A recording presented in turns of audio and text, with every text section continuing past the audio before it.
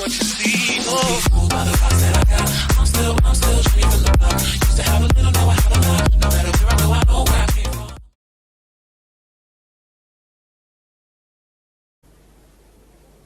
प्लासी की लड़ाई में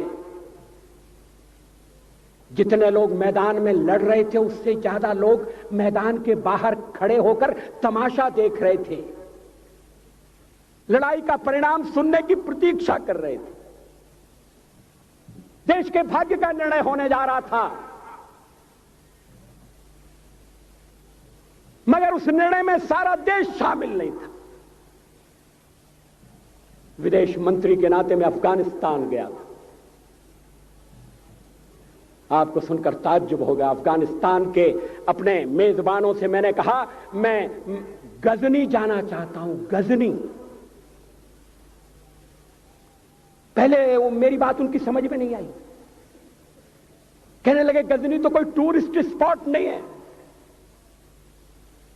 गजनी में कोई 5 स्टार होटल नहीं है, गजनी में आप जाकर क्या करेंगे, गजनी में आप जाकर क्या देखेंगे।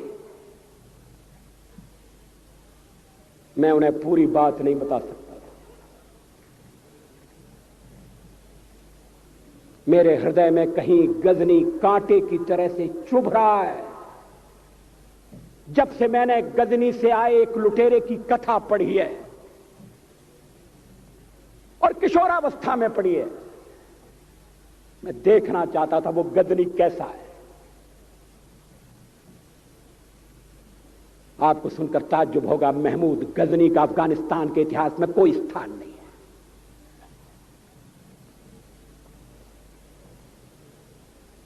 गजनी छोटी सी जगह है, छोटा सा गांव है।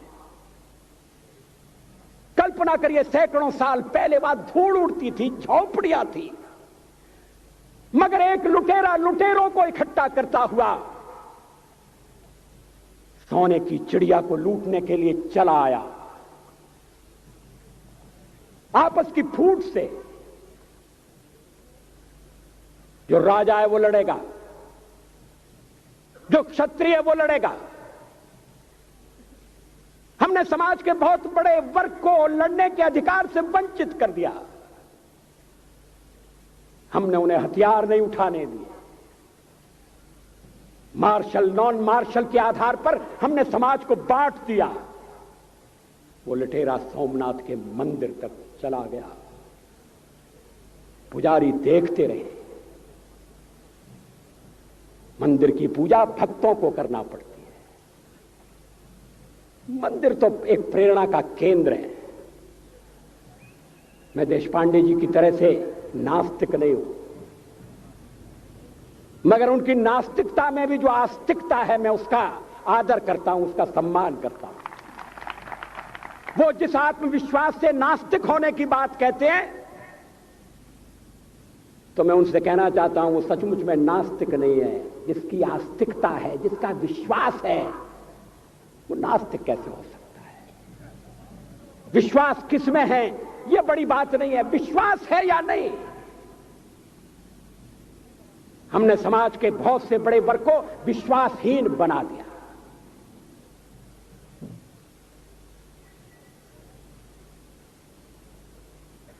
लोगों ने हथियार नहीं उठाए, वेद पढ़ने के दरवाजे बंद कर दिए। इसलिए हम पादाक्रांत हुए। अफगानिस्तान में मैंने एक बात और देखी। मुझे जिस होटल में ठहराया गया उसका नाम था कनिष्क। अफगानिस्तान एक मुस्लिम देश है। मुझे बड़ा ताज्जुब हुआ, मैंने कहा कनिष्क यहां कहां से आया। तो मेरे साथ अफगानिस्तान के विदेश मंत्री थे। मैंने कहा कनिष्क आपका कौन लगता है, कनिष्क से आपका क्या संबंध है। कहने लगे कनिष्क हमारा पूर्वज है, कनिष्क हमारा पुरखा है। He was one of our four fathers. मैंने कहा तब तो हमारे आपके पुरखे एक हैं।